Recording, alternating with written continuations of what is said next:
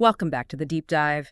Today we are opening a file that, frankly, feels like the script for an epic historical drama, but one that actually rewrote the map of an entire subcontinent. We are talking about a group of agrarian castes in the rugged, rain-soaked terrains of Western India who essentially looked at the mighty Mughal Empire, the superpower of the day, mind you, and said, no more. It is a remarkable story. Yeah. We are, of course, talking about the Marathas. And you're right, the scale of this is immense. We aren't just looking at a regional rebellion, we are tracing a trajectory from scattered hill forts in the Konkan region Right. to a power that eventually replaced the Mughals as the dominant force in central India. And looking at the stack of notes and sources we have here, historical texts on geography, the biography of Shivaji, the rise of the Peshwas, and then that collision with the British, this isn't just a military history, is it? Not at all. It's also a story about administrative innovation. It's about how you build a state from scratch when, all the odds are stacked against you. Precisely. Our mission today is to unpack that entire era, roughly from 1674 to 1818. We need to understand the military genius behind their rise, specifically the guerrilla tactics that baffled the Mughal armies. But we also need to look at the internal machinery. Okay. We need to analyze the transition from a centralized kingdom to a loose confederacy and understand the structural reasons why this massive empire eventually fractured.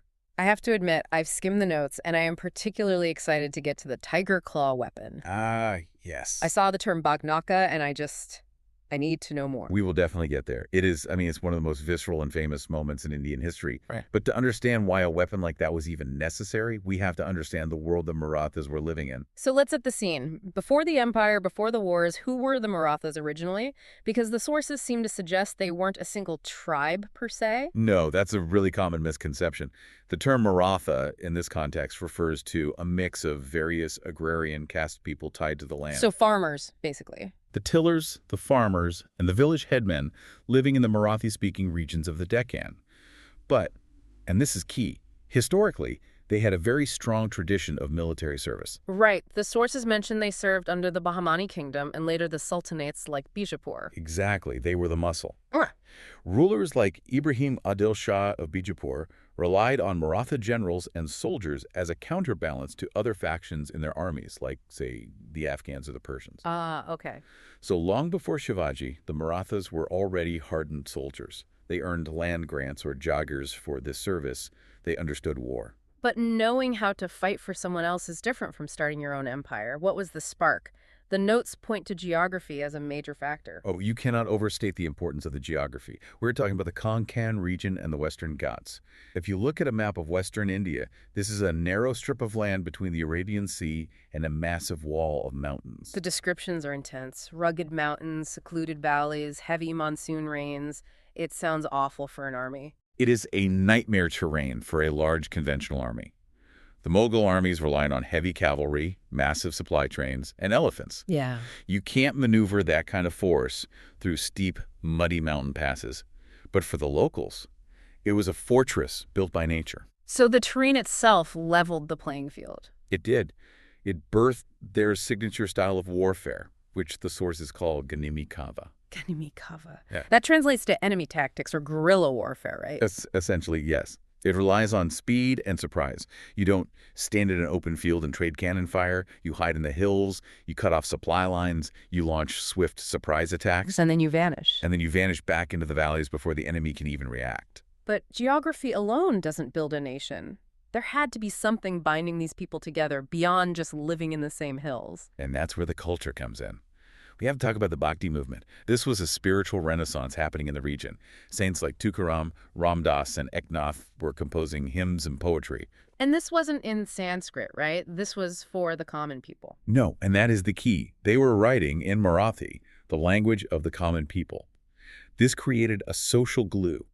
It created a sense of shared identity and community that transcended some of the rigid caste barriers of the time. So it gave them a common cause. It provided a moral and cultural foundation that said, we are one people. So you have a defensible terrain, a militarized population, and a growing cultural identity. Plus, the sources mention a political vacuum. The timing was perfect. The sultanates of Bijapur and Golconda were crumbling. The Mughals were exhausting themselves in the Deccan Wars. There was chaos, and in that chaos, there was opportunity. Enter Shivaji. Shivaji Bhansa, born around 1630 at Shivneri Fort. His story is fascinating because he wasn't born into royalty in the traditional sense. His father, Shaji Bhansal, was a high-ranking general serving the sultans, often away on campaigns. So he was raised by his mother? Mostly, yes. Uh, His mother, Jijabai, was the one who raised him, and the sources suggest she was a massive influence. She was his moral compass, it says. She was. Along with his guru, Ramdas, she instilled in him the idea of Swarajya self-rule, the idea that they shouldn't just be servants to foreign powers, but masters of their own land. And he started incredibly young. I'm looking at the timeline here. He captured the Torna fort at age 16. 16. I mean, can you imagine the audacity? He didn't ask for permission, he just took it. He wrestled it from the Bijapur Sultan. Wow. And he didn't stop there. He used the resources from Torna to build and capture more forts. Raigad, Baramati, Indapura, Purandar, Kandana. He seemed obsessed with forts. Why were that so important? In the Deccan, forts were everything. He who holds the hill forts holds the surrounding country. So you control the high ground, you control the passes, the trade routes, and the revenue. It was a strategy of consolidation, piece by piece. There's a specific acquisition mentioned in the notes Javali in 1656. The sources frame this as a real turning point. Why was that one so important? Jabali was different. He wasn't taking this from a sultan. He was taking it from another Maratha chief, the Moor family, who were loyal to Bijapur. So he was consolidating power among his own people. Exactly. By capturing Javalai in the Mayville Highlands, Shivaji consolidated his base. He built the Pratapgarh fort there. It gave him dominance over the mountain passes leading to the coast. Speaking of the coast, the notes mention his naval awareness. That seems unusual for a land-based power at the time. It was visionary. Most Indian rulers of the time they ignored the sea, leaving it to the Europeans or the Siddhis.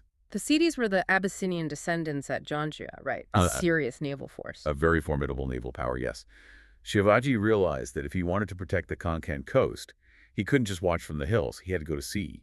He built a fleet to counter the Siddhis and the European powers. Did it work? Was he successful at sea?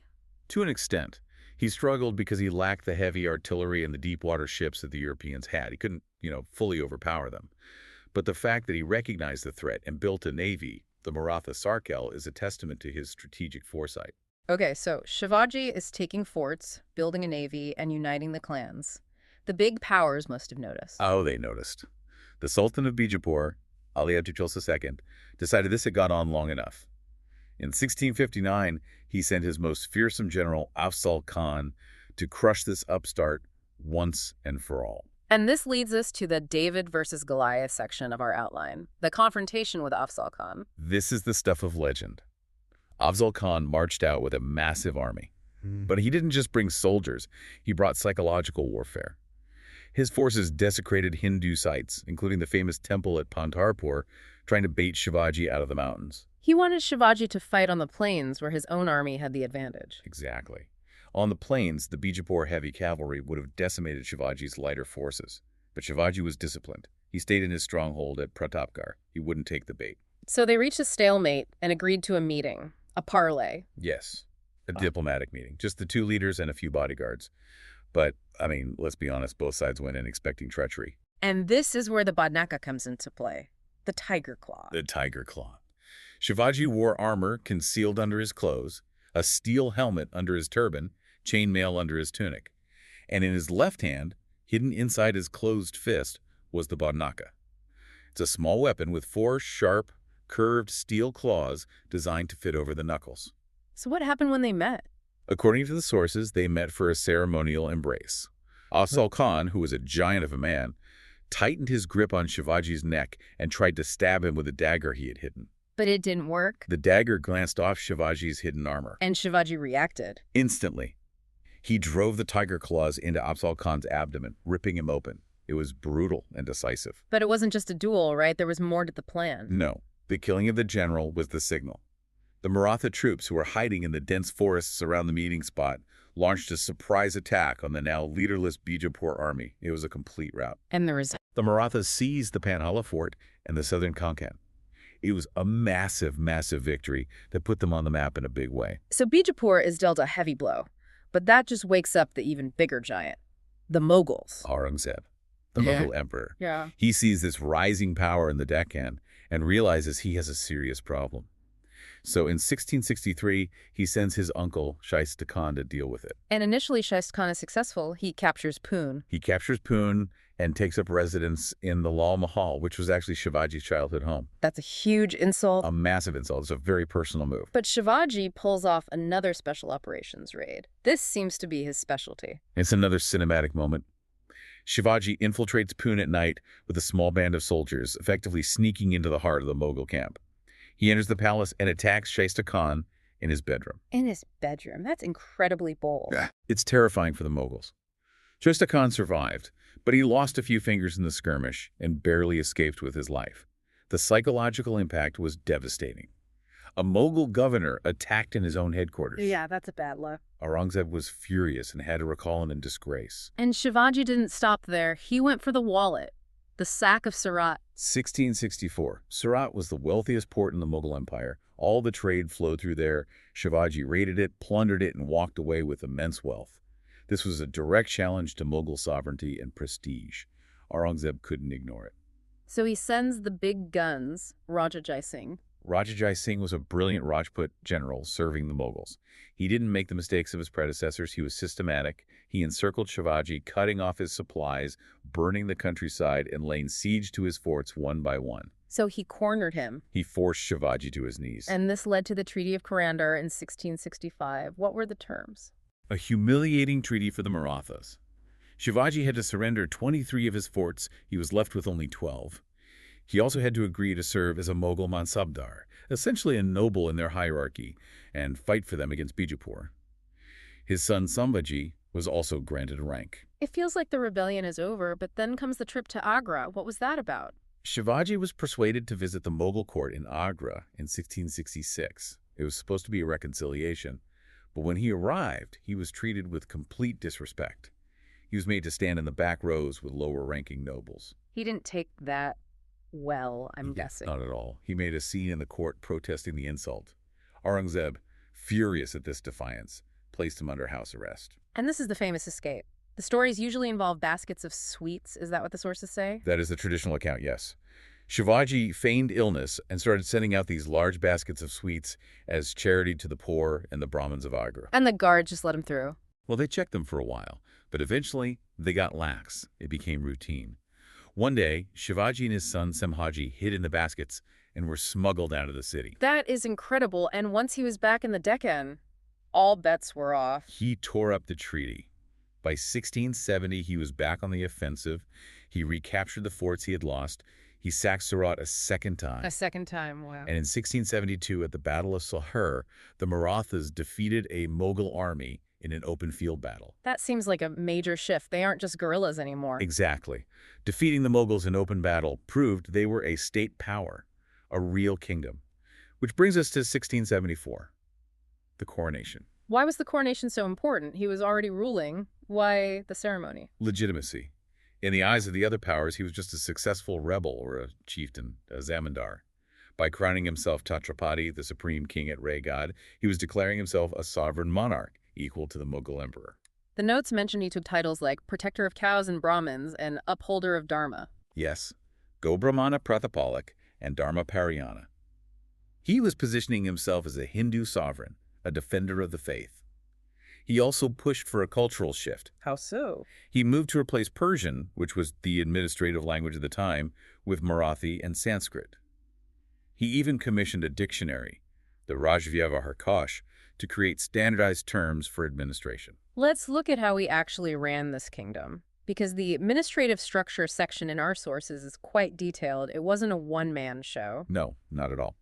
He established the Ashta Pradhan Mandal, a council of 8 ministers. This was really structured.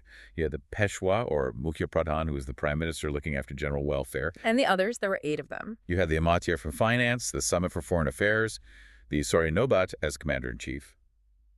Interestingly, except for the Pandit Rao, who was in charge of religion, and the Nyadish, the chief justice, all ministers were expected to lead military expeditions. So it was a martial administration. Everyone was a general. Pretty much. Your cabinet was also your command staff. What about the money? How did they fund all this warfare? The revenue system was critical. They adopted the Kanthi system from Nullik Amber. using a measuring rod to assess land for a more accurate tax. The state demand was fixed, initially at 30%, then raised to 40%. That sounds high. It was, but the sources note it was compassionate.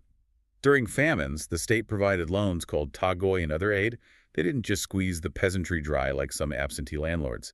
But the real controversial revenue source was Chauth and Sardeshmukhi. Right. Let's unpack these terms. Chauth, what exactly was it? Chauth literally means 1/4. It was a 25% tax levied on territories that were not under direct Maratha rule, but were within their sphere of influence. Basically, it was protection money. Pay us and we won't raid you. Pay us 25% of your revenue and we won't raid you and we'll protect you from others. Okay, and Sardeshmukhi. That was an additional 10% levy that Shivaji claimed by virtue of being the hereditary Sardeshmukh, or headman of the entire region. It was a claim to legitimacy over the land itself. So he builds this robust state, but then, in 1680, Shivaji dies.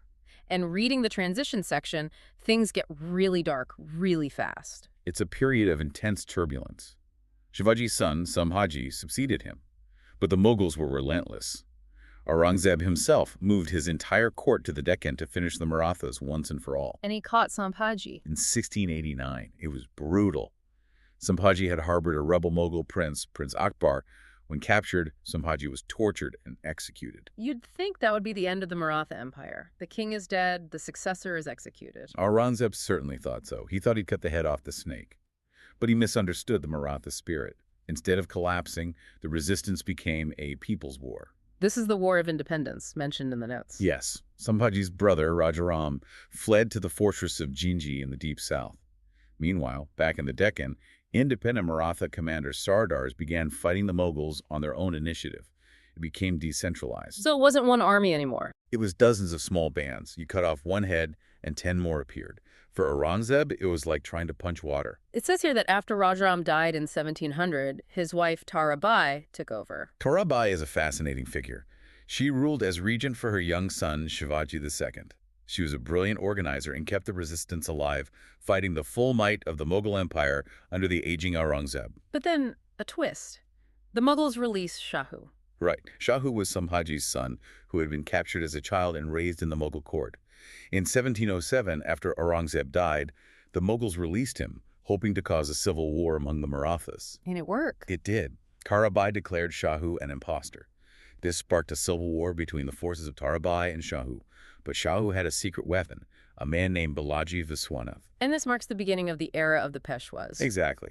Balaji Viswanath was a brilliant diplomat and strategist. He helped Shahu win over the key chieftains. In gratitude, Shahu appointed him Peshwa in 1713. And the notes say Balaji Viswanath made the office hereditary. He did. And this fundamentally changed the Maratha constitution. Gradually, the Chhatrapati, the king, became a figurehead in Satara, while the Peshwa, the prime minister, in Pune, became the de facto ruler. The center of power shifted. Let's talk about the second Peshwa, Baji Rao Rest. The notes call him the warrior Peshwa. Baji Rao, who ruled from 1720 to 1740, is arguably the greatest cavalry general India ever produced. He was the one who said, "Let us strike at the trunk of the withering tree, and the branches will fall of themselves," referring to the Mughal Empire. He expanded the empire massively. Under him, the Marathas expanded from Cuttack to Adak, from the east coast all the way to the utter north. He defeated the Nizam of Hyderabad, the Malwa governors, the Portuguese. He was almost constantly on campaign. But he also introduced a system called the Confederacy. Can we explain that? It seems really important for what happens later. This is crucial. As the empire grew, it became too big to manage centrally from Pune. So Baji Rao assigned territories to his most capable chiefs. The Gaekwads got Baroda, the Bondals got Nagpur, the Holkars got Indore, the Scindias got Gwalior. So there were like semi-autonomous states under the Peshwa. Yes. They collected revenue, raised their own armies, and paid tribute to the Peshwa. It allowed for rapid expansion because each chief was motivated to conquer more land. I sense a but coming. But it planted the seeds of disunity. Later on, these chiefs would start prioritizing their own interests over the central state. Their loyalty was to their own domains first. We'll see that play out. But first, the zenith? Balaji Baji Rao or Nana Sahib? He succeeded Baji Rao Viras. Under him, from 1740 to 1761, the Maratha power peaked. In 1750, the Sangola Agreement formalized the Peshwa's supremacy. The king was now officially just a symbol. The Peshwa was the supreme power. They were even protecting the Mughal emperor. Yes. By 1752, they signed an agreement to protect the Mughal emperor from internal and external enemies in exchange for the Chauth and northwest provinces. The Marathas were effectively running Delhi. But this obligation to protect Delhi led them into a collision course with a new invader, Ahmad Shah Abdali. The Afghan ruler. He had been raiding the Punjab. The Marathas had pushed him back, even capturing Lahore for a time. But Abdali returned in 1759 with a vengeance, determined to retake what he had lost. This sets the stage for the Third Battle of Panipat in 1761. The tragedy of Panipat. The Peshwa sent a massive army north, led by his cousin Sadasiva Rao and his son Viswas Rao. Why do the sources paint this as such a disaster before the battle even started? Diplomacy, or the lack of it. The Marathas had, over the years, alienated everyone in the north. The Jats, the Sikhs, the Rajputs. None of them joined the Maratha side. Why not? They saw the Marathas as predatory tax collectors, not liberators. They had imposed heavy taxes and interfered in local politics for too long. Meanwhile, Abdali had allies. Abdali cleverly allied with the Rohillas and the powerful Nawab of Oudh, Shuja Dawla. He framed the war as a religious conflict, a defense of Islam against the Hindu Marathas, which galvanized the local Muslim powers. So the Marathas are alone, far from home. And their supply lines were cut by Abdali's mobile forces. They were starving in their camp at Panipat. On January 14th, 1761, they were forced to come out and attack. The outcome? Catastrophic. It was a massacre.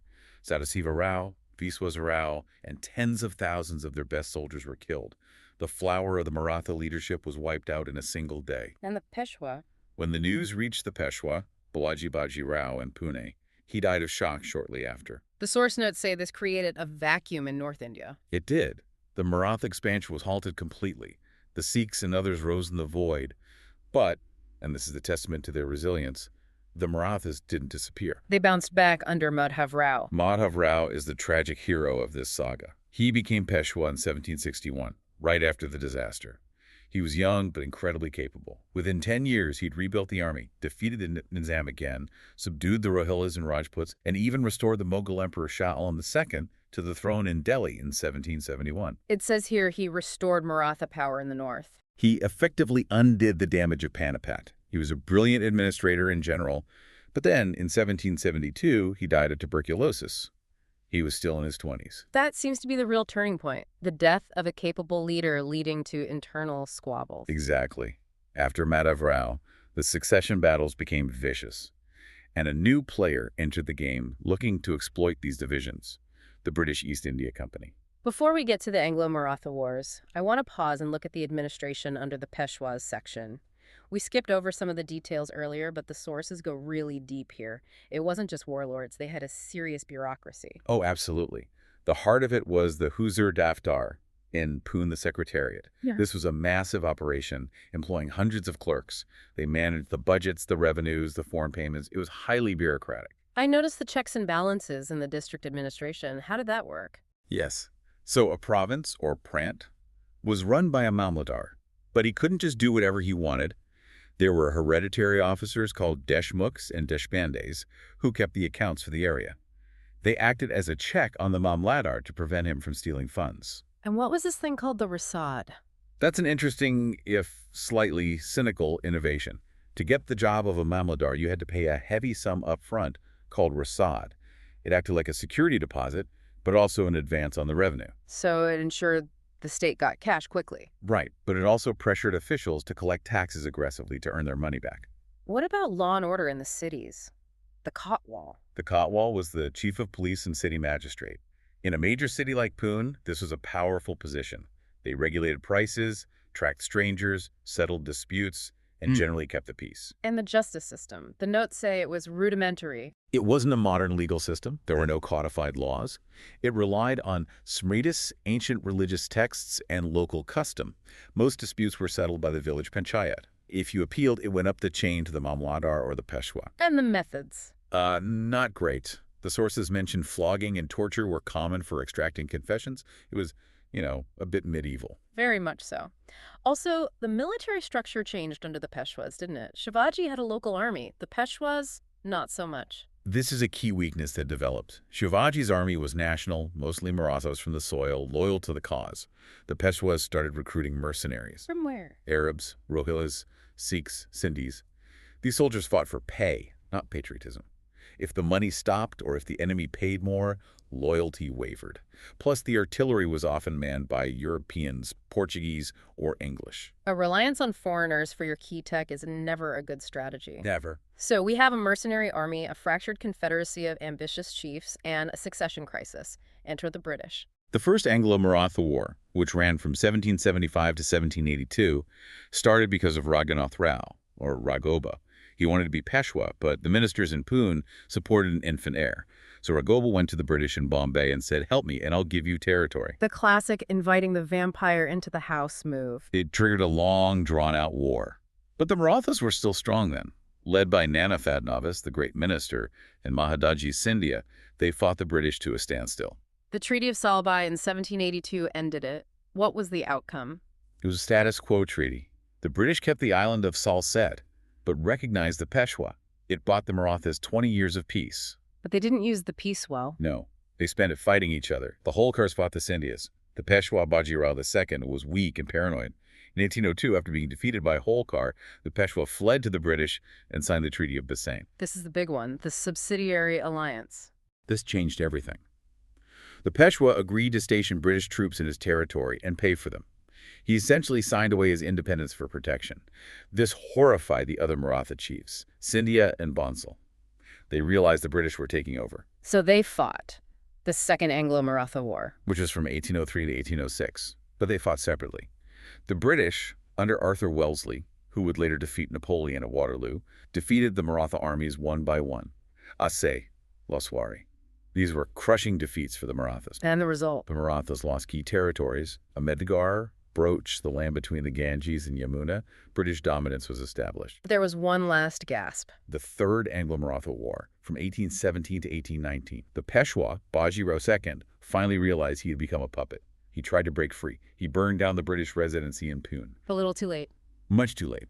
Yeah. The British mobilized and crushed the remaining Maratha forces at Ashta, Kirki, and Korgan. And that was it. The end. The end of an era. The British abolished the title of Peshwa. They annexed the Peshwa's territories into what became the Bombay Presidency. They took Bajirao II and pensioned him off to Bithur near Kanpur. But they didn't erase the Marathas entirely. There's a note here about Satara. Cleverly, they didn't. They took Pratap Singh, a descendant of Shivaji, and installed him as the ruler of a reduced kingdom of Satara. It was a symbolic move to show they were restoring the rightful king while stripping him of all real power. So let's zoom out. We've gone from the caves of the Konkan to the utter dismantling of the empire.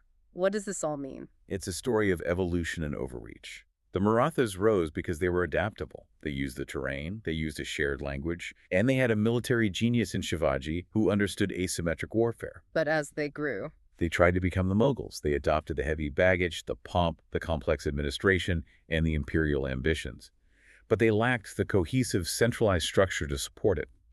The Confederacy system meant that when the British came, they could divide and conquer. Holkar didn't help Scindia. Scindia didn't help the Peshwa. Exactly. National unity gave way to feudal selfishness. One thing that stuck with me from the notes was the description of the hill forts running like mini-states. Yes, self-sufficient with their own mints and armories and granaries. It makes you wonder, if they had stuck to that decentralized resilience, that porcupine strategy of just being too prickly to conquer, instead of trying to play the open field imperial game at Panipat, would the outcome have been different? That is the great what-if. By becoming an empire, they made themselves a target that could be destroyed in big, pitched battles. If they had remained a swarm of guerrilla states, the British might have found them impossible to pin down and conquer. It's a powerful lesson on the cost of ambition versus consolidation. We've covered a lot of ground today, from tiger claws to treaties. It's a pivotal chapter in history. The gap between the fall of the Mughals and the rise of the British was really the Maratha century. And what a century it was. Thanks for guiding us through it. My pleasure. And thank you for listening to this deep dive. If this sparked your curiosity, maybe look up those old maps of the Konkan forts. It really puts the geography into perspective. Until next time.